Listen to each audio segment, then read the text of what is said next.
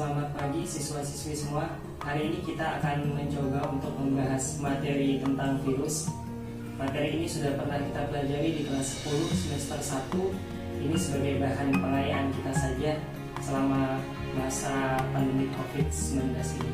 Ya, untuk selanjutnya silakan tonton sampai habis video ini.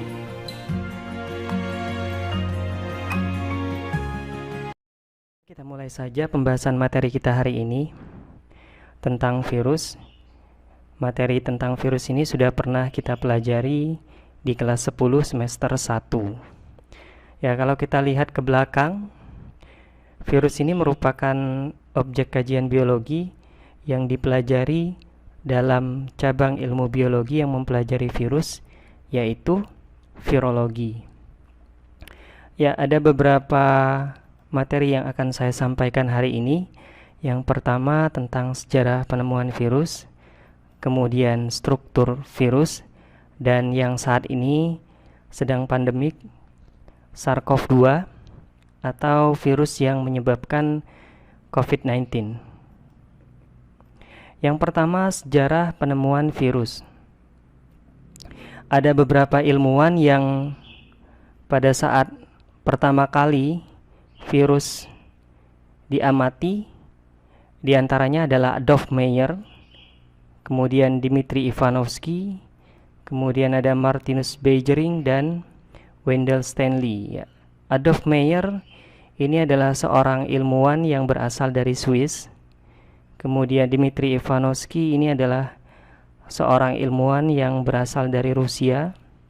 Martinus Beijering ini seorang mikrobiologis dari Belanda, dan Wendell Stanley, seorang ahli biokimia yang berasal dari Amerika Serikat. Ya, Adolf Meyer ini pertama kali mengamati penyakit mosaik yang menyerang tanaman tembakau. Jadi penyakit mosaik ini menyebabkan pertumbuhan dari tanaman tembakau menjadi terhambat atau mengalami kekerdilan, dan pada daunnya terdapat bercak-bercak yang menyerupai seperti mosaik. Ya, Adolf Meyer melakukan percobaan dengan mengekstraksi daun tanaman tembakau yang terkena penyakit mosaik. Ya, kemudian hasil ekstraksinya, cairannya disemprotkan ke tanaman yang sehat. Hasilnya adalah tanaman yang sehat tadi menjadi terkena penyakit mosaik tembakau. Adolf Meyer menyimpulkan ada agen penginfeksi yang menyebabkan tanaman tembakau terkena penyakit mosaik. Kemudian percobaan Meyer dilakukan juga oleh Dmitri Ivanovsky. Jadi Dmitri Ivanovsky ini melakukan ekstraksi terhadap tanaman tembakau yang terkena mosaik. Kemudian hasil ekstraksinya disaring dengan penyaring bakteri, kemudian disemprotkan ke tanaman yang sehat. Hasilnya ternyata tanaman tembakau terkena penyakit mosaik tembakau. Hal ini Ivanovsky menyimpulkan bahwa ada agen penginfeksi yang ukurannya lebih kecil daripada bakteri yang menyebabkan penyakit mosaik tembakau. Kemudian Martinus Beijering juga melakukan percobaan yang sama dengan Ivanovsky dengan saringan yang ukurannya lebih kecil. Ternyata penyakit mosaik ini tetap terjadi. Kemudian Martinus Beijering berkesimpulan bahwa agen penginfeksi yang menyebabkan penyakit mosaik yang ia sebut sebagai virus ini melakukan reproduksi atau memperbanyak diri dalam sel hidup. Kemudian pada tahun 1935, Wendell Stanley berhasil mengkristalkan partikel virus. Selanjutnya, apa yang dimaksud dengan virus? Ya, virus adalah, jadi sebelum kita menjawab pertanyaan ini, terlebih dahulu kita harus tahu karakteristik atau sifat dari virus. Ya, ukuran virus satuannya adalah nanometer ya. berkisar 25 sampai 300 nanometer.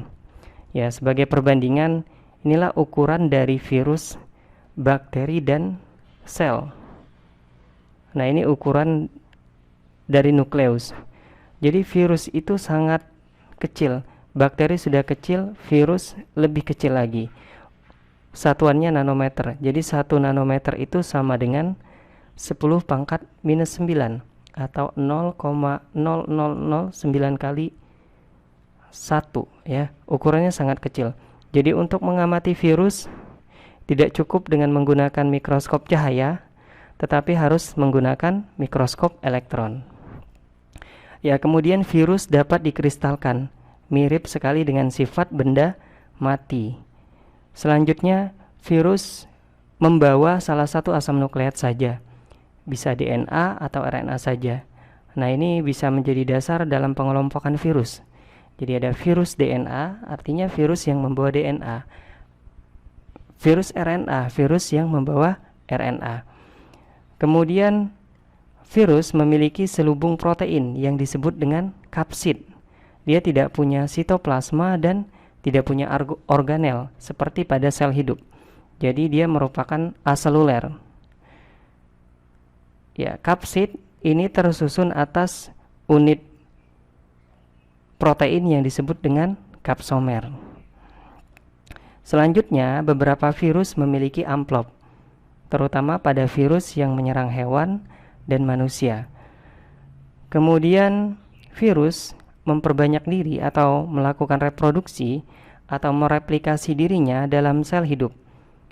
Jadi dia tidak bisa memperbanyak dirinya dalam keadaan bebas. Jadi dia membutuhkan sel hidup sebagai inangnya, di mana virus di situ menggunakan seluruh perangkat dari selnya,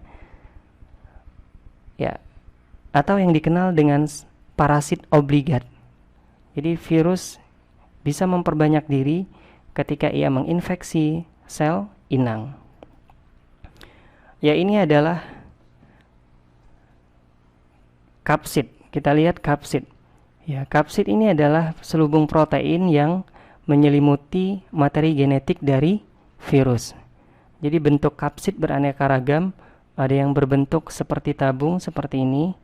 Contohnya pada virus mosaik tembakau, kemudian ada yang berbentuk seperti segi 6, ini pada adenovirus ya. Ya, jumlah kapsid tersusun atas kapsomer. Jumlah kapsomernya berbeda-beda untuk setiap virus. Selanjutnya, virus tadi dikatakan memiliki amplop terutama pada virus hewan atau pada virus yang menyerang manusia. Jadi ini berupa membran tambahan yang dibentuk dari membran yang berasal dari sel inangnya. Pada amplop biasanya terdapat glikoprotein yang fungsinya sebagai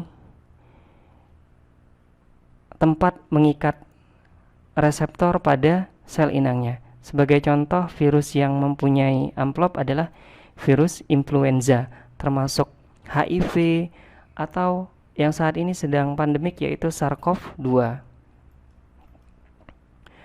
Ya, ini struktur virus. Ya, struktur virus itu paling mudah untuk diamati pada virus yang menyerang bakteri atau kita sebut dengan bakteriofag. Ya. Ya, bakteriofag ini adalah struktur virus yang sangat kompleks.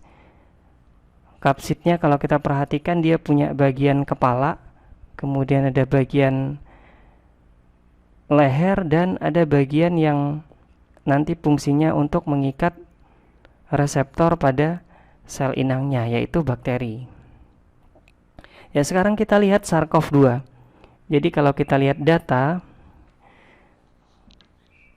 dunia menyatakan per 1 Mei 2020 ada 3.319.955 kasus positif di seluruh dunia. Negara yang terdampak 212 negara.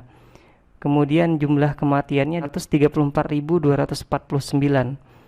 Yang sembuh 1.048.807. angka kematiannya cukup tinggi, 7,06% ya. 7,06% dari 3.000.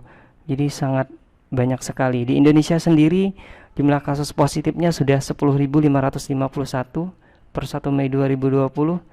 Jumlah yang sembuh 1.591, kemudian yang meninggal 800. Ya. Ya, ini adalah virus SARS ya. Jadi SARS-CoV-2 ini adalah kelompok virus dari famili Coronaviridae. Satu famili dengan virus yang menyebabkan SARS dan virus yang menyebabkan MERS ya. Kalau kita perhatikan strukturnya, SARS-CoV-2 ini dia punya bagian amplop ya. Pada bagian luarnya terdapat amplop, terdapat glikoprotein di sini ya. Glikoproteinnya ini menyerupai seperti mahkota. Makanya coronavirus itu disebut dengan corona karena pada bagian glikoproteinnya ini berbentuk seperti corona atau mahkota ya. Ya, di sini kalau kita perhatikan ada beberapa protein yang ada pada bagian amplopnya. Ada protein spike, ada protein S. Protein S ini yang fungsinya nanti mengikat reseptor pada sel inangnya. Kemudian ada bagian nukleokapsid ya. Ini nukleokapsid, kemudian ada membran amplop ya, kemudian amplop. Jadi ada protein S, ada protein N, ada protein M dan protein E. Ya, SARS-CoV-2 ini materi genetiknya berupa RNA.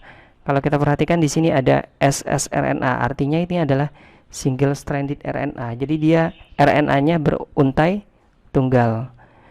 Ya, panjangnya kurang lebih 30 kb atau sama dengan 30.000 pasang basa panjang dari RNA-nya. Ya, pada protein spike ini dia ada dua protein, yaitu protein S1 dan protein S2.